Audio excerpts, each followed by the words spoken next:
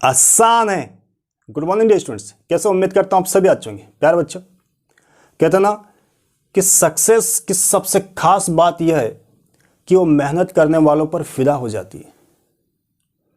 Dear students, कहने का तात्पर्य है कि success comes from experience and experience comes from bad experience.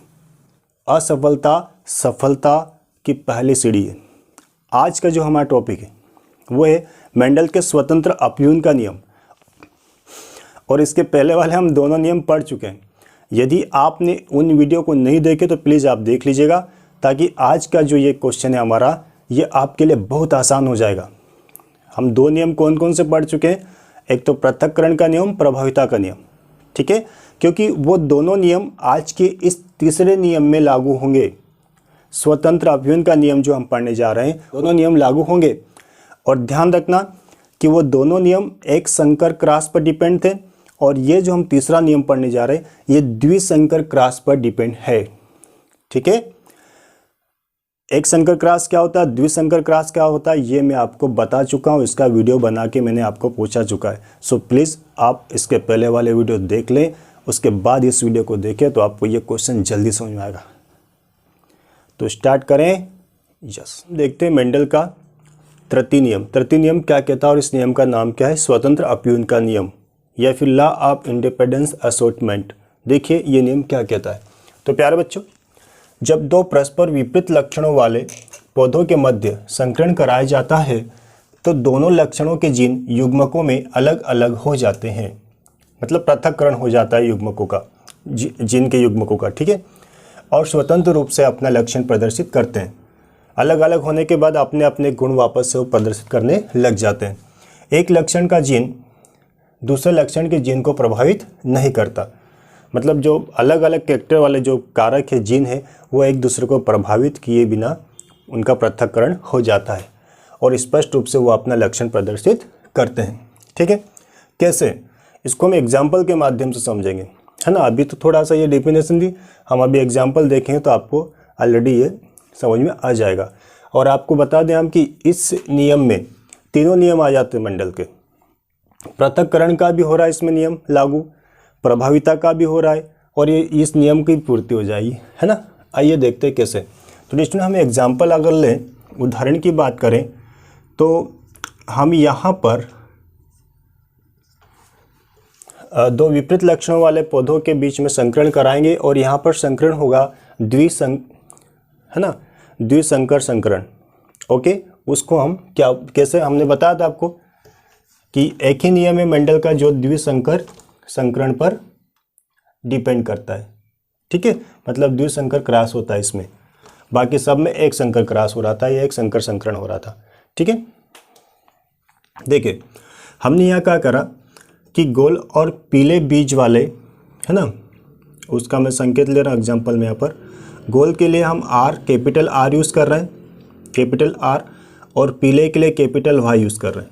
ठीक है, इसको नाम हमने दिया गोल एवं पीले बीज, गोल एवं पीले, ठीक है, पीले बीज। ठीक, इसका हमने संकरण कराया झुर्रीदार और हरे बीजों वाले के पास। झुर्रीदार के लिए संकेत है स्मॉल आर, और हरे के लिए हमारे पास में स्मॉल वाई। ठीक, इसको बोलते हैं झुर्रीदार एवं हरा। क्या बोला इसको हमने, झुर्रीदार एवं हरे बीज।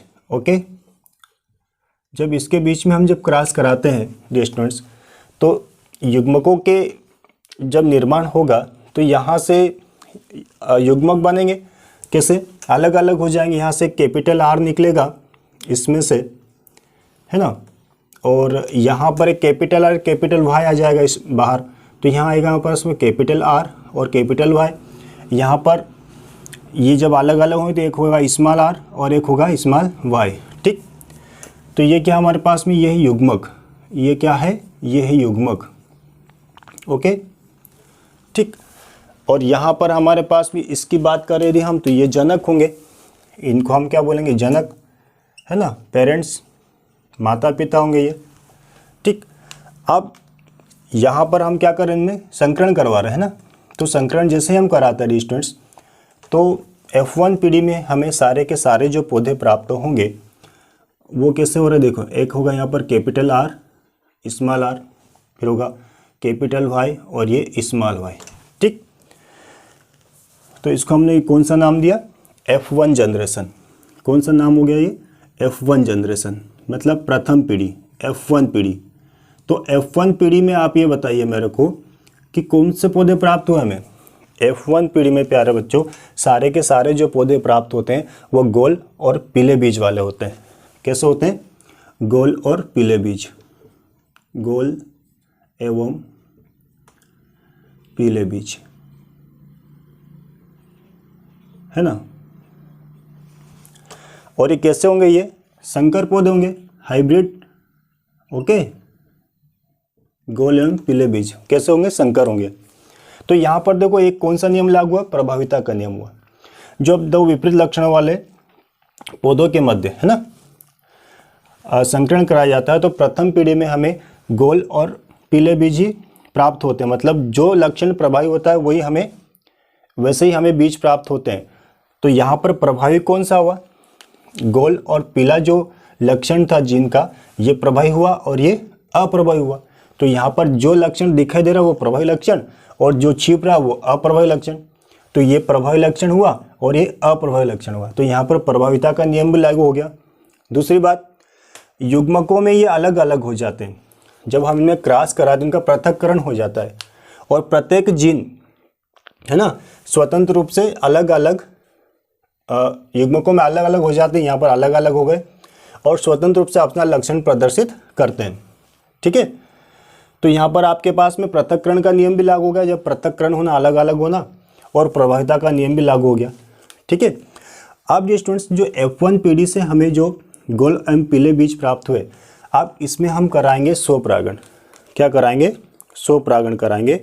तो स्वपरागण कराने के बाद हमें यहाँ पर कितने पौधे प्राप्त होंगे ये देखना है। ठीक, क्या कराना हमको यहाँ पर, स्वपरागण।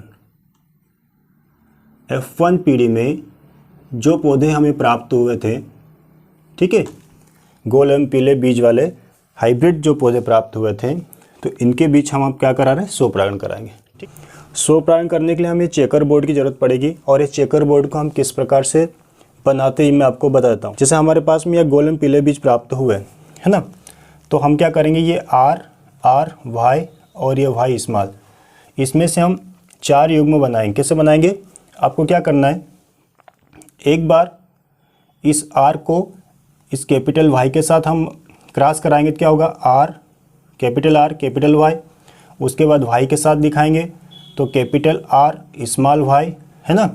उसके बाद स्मॉल r का दोनों के साथ क्रॉस दिखाएंगे तो क्या होगा, स्मॉल r कैपिटल Y, और स्मॉल r का y के साथ दिखाएं तो स्मॉल r और ये स्मॉल y।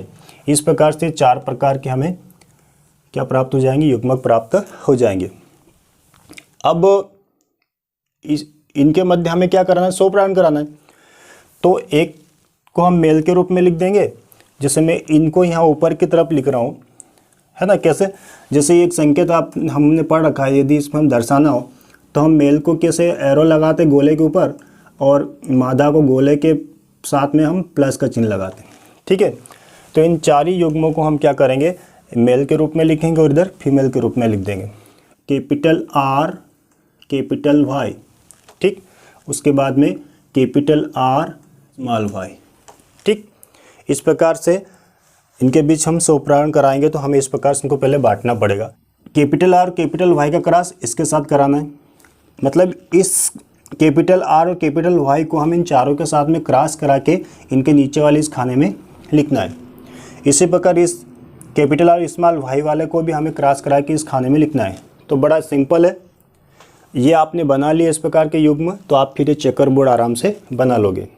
ठीक, देखो कैसे, अब हम इसको करते हैं ना। तो यहाँ पर कैपिटल R कैपिटल Y और कैपिटल Y के हम क्रॉस कराएं तो क्या प्राप्त होगा, देखिए कैपिटल R फिर कैपिटल R कैपिटल Y और कैपिटल Y। Okay, yes.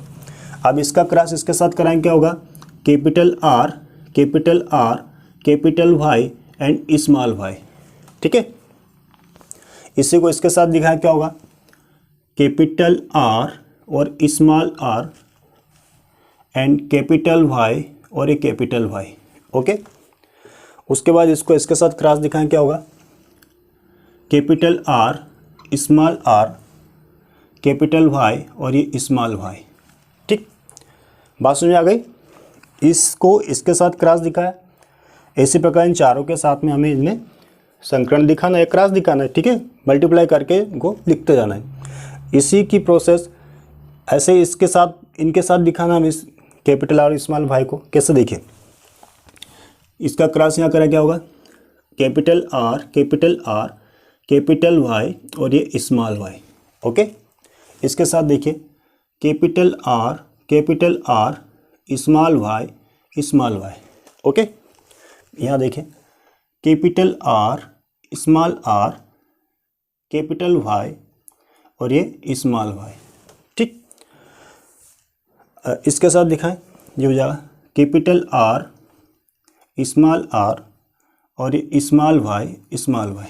ठीक, इसकी किराया दिखाने यहाँ पर तो हो जाएगा capital R small R capital Y और ये कैपिटल वाई।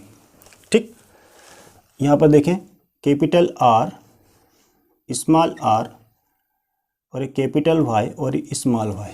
ओके, यहाँ दिखाएं, हो जाएगा small R capital Y.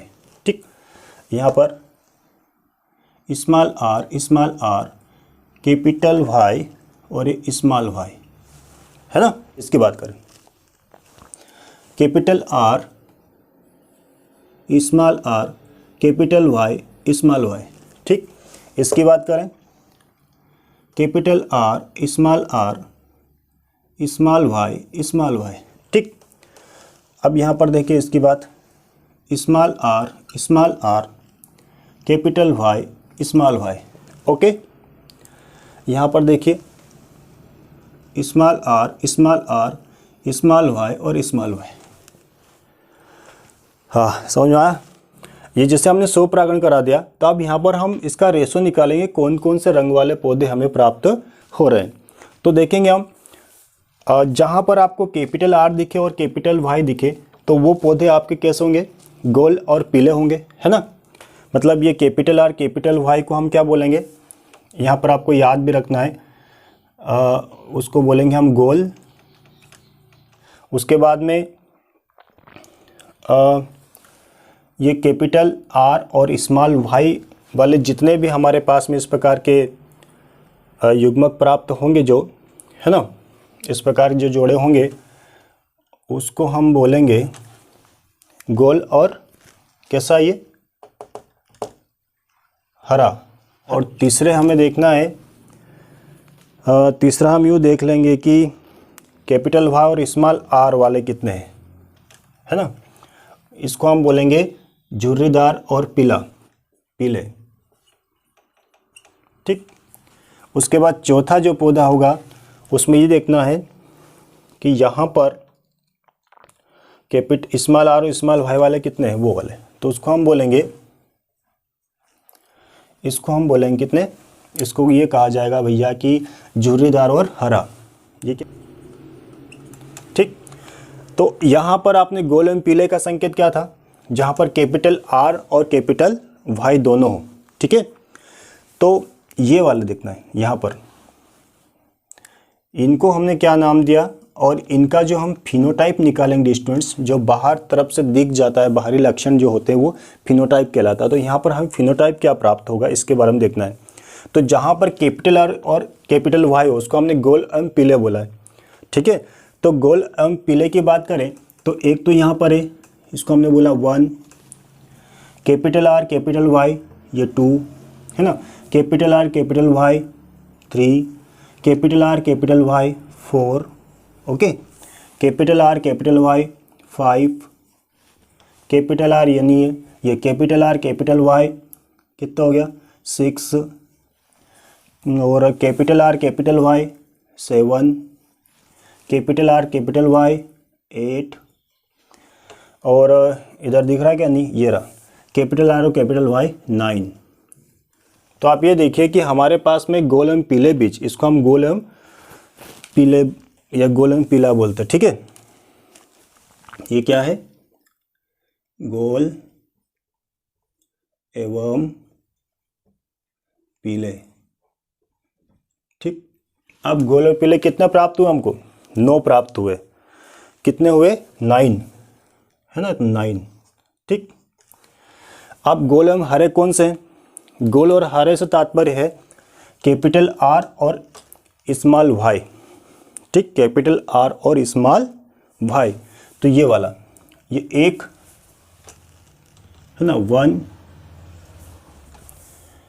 And और बताओ, ये रहा capital R small y, capital R small y। इसको यहाँ से नहीं, यहाँ से देखते हैं हम, 1 2 एंड ये रहा 3, ओके। तो इसको बोले गोल एवं हरे। तो ये कितने और पास में, ये प्राप्त हुए हमें 3। कितने प्राप्त हुए, 3, ओके। अब झुर्रीदार एवं पीले, मतलब स्मॉल R और कैपिटल Y, देखो वो कहाँ मिलेंगे अपने को, ढूंढते हैं, ढूंढने से तो सब मिल जाता है। झुर्रीदार एवं पीले, तो ये झुर्रीदार एवं पीले कहाँ मिल रहेंगे, इसका संकेत क्या है, कैपिटल Y और स्मॉल R। तो देखिए कहाँ पर है, ये यहाँ पर है नंबर, ये रहा capital Y small R, capital Y small R 2 and एक और ये रहा 3, ठीक। तो हमें यहाँ पर हम जो अनुपात लिख रहे थे वो क्या प्राप्त होगा, देखिए। तो इसको हमने इससे लिखा तो हम यूँ लिख देंगे कि ये तो 9 थे, 9, ठीक। गोल एवं हरे कितने थे, 3, झुर्रीदार और पीले कितने, 3, ठीक। अब क्या बचा है, झुर्रीदार और हरा, वो कितना है, वो ओनली 1 है। कितना है, ओनली 1, ओके। और इसको हम स्पष्ट ऐसे दिखा देते हैं। तो प्यारे बच्चों, हमारे पास में अनुपात क्या प्राप्त हुआ, यहाँ पर हमारे पास अनुपात क्या प्राप्त हुआ बताइए। गोल एवं पीले कितने प्राप्त हुए, 9। गोल एवं हरे कितने प्राप्त हुए, ये वाले 1 2 3। झुर्रीदार एवं पीले कितने प्राप्त हुए, ये भी 1 2 3। और झुर्रीदार और पीले कितने प्राप्त, सॉरी, झुर्रीदार और हरे कितने प्राप्त हुए यहाँ पर हमारे पास, 1, ये 1। तो यहाँ पर हमारे पास में जो फिनोटाइप अनुपात निकला है प्यारे बच्चों, वो क्या निकला है बताइए, वो निकला है 9 अनुपात 9 अनुपात 3 अनुपात 3 अनुपात 1। ये अनुपात कौन सा है, फिनोटाइप है। क्यों, क्योंकि हमें देख के पता चल रहा है कि यहाँ पर कौन से लक्षण वाले पौधे कितने प्राप्त हुए, ठीक है। तो ये नंबरिंग तो मैंने आपको याद करने के लिए बताया कि हम कैसे इनको बाहर निकाल सकते हैं कि कौन से कितने पौधे हमें प्राप्त हुए। तो 9 पौधे गोल एवं पीले, 3 पौधे गोल एवं हरे और 3 पौधे झुर्रीदार एवं पीले और 1 पौधा झुर्रीदार एवं हरा प्राप्त होता है, ठीक है। तो यहाँ पर हमें फिर से कैपिटल Y वाले पौधे प्राप्त हो रहे हैं, स्मॉल R स्मॉल y वाले प्राप्त हो रहे हैं। तो इसलिए ये नियम क्या कह रहा है कि F1 पीढ़ी में तो ये दोनों साथ साथ थे, कैपिटल स्मॉल, लेकिन F2 पीढ़ी में ये वापस से पृथक पृथक हो जाते हैं, ठीक है। और इसीलिए हम इसको कहते हैं स्वतंत्र अपव्यूहन का नियम। सुनना ही बात। तो ये वाली जो पीढ़ी होगी, ये वाली यहाँ पर हम इसको दिखा दें, तो ये कौन सी पीढ़ी हमारे पास में, F2 पीढ़ी। कौन सी पीढ़ी हो गई ये, F2 पीढ़ी, ओके। तो यहाँ से हमें ये प्राप्त हो रहा है डियर स्टूडेंट्स कि F1 पीढ़ी में जो लक्षण साथ साथ थे वो F2 पीढ़ी में वापस से अलग अलग हो जाते हैं। तो इससे ये स्पष्ट हो जाता है कि एक लक्षण के जीन दूसरे लक्षण के जीन को प्रभावित नहीं करते हैं और वो अलग अलग होकर स्वतंत्र रूप से अपना लक्षण प्रदर्शित करते हैं। इसे ही स्वतंत्र अपव्यूहन का नियम कहते हैं।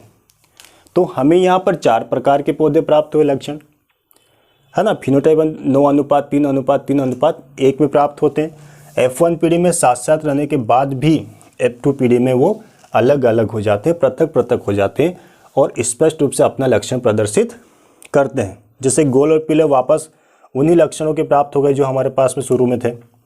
झुर्रीदार और हरे वापस प्राप्त हो गए। अब मैंने कहा था कि ये नियम स्टूडेंट्स आपको तीनों नियम स्पष्ट हो जाएंगे इस नियम से। क्यों? क्योंकि इस नियम में तीनों का फॉलो हो रहा है। कैसे? पहला नियम था प्रभाविता का, तो जब हमने फर्स्ट जनरेशन जो प्राप्त हुई थी वो प्रभाविता का नियम फॉलो करता है कि जो प्रभावी लक्षण होगा वो पहले हमें दिखाई देगा, है ना। दूसरी बात, यहाँ पृथक्करण हो रहा है तो पृथक्करण का नियम भी लागू हो रहा है, ठीक है, मतलब युग्मक अलग अलग हो रहे हैं यहाँ पर, ठीक है। और तीसरा नियम तो हम पढ़ ही रहे हैं, ठीक। तो ये वाला जो नियम है ये द्विसंकर संकरण पर आधारित है। बाकी के जो दो नियम थे वो एक संकर संकरण पर आधारित थे।